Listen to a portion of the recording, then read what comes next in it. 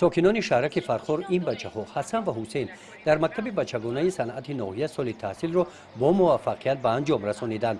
آنها در بخش رسامی تحصیل دارند.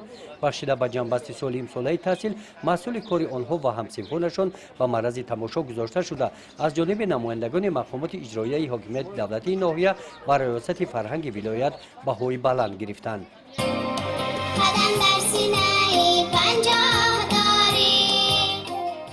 کنسرت حساباتی مکتب بچگانه صنعت ناحیه فرخار در همبستگی به دوره ناحیوی آزمون جمهوری تاجیکستان وطن عزیز من امسال در مرکز ناحیه با اشتراک مخلصان ساز و نوای صنعت ملی والدان هنرآموزان دایر گردید.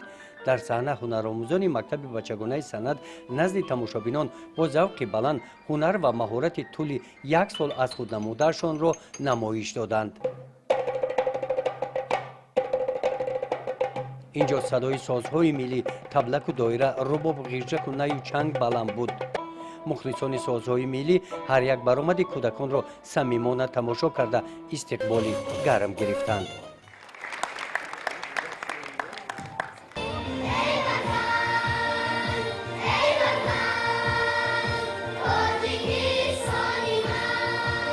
کنسرت حساباتی مکتب بچگانه صنعت ناحیه فرخار از جانب نمایندگان ریاست فرهنگ ولایت ختلان با حضور نمایندگان مقامات اجرایی حاکمیت دولتی ناحیه جنبست کرده شده هنرآموزان بهای بلند را سزاوار گردیدند.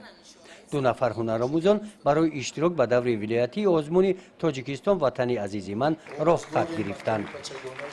گزارش خوجا نظریف، خدای نظر ظهوروف از ناحیه فرخار برای برنامه اطلاعاتی نوید.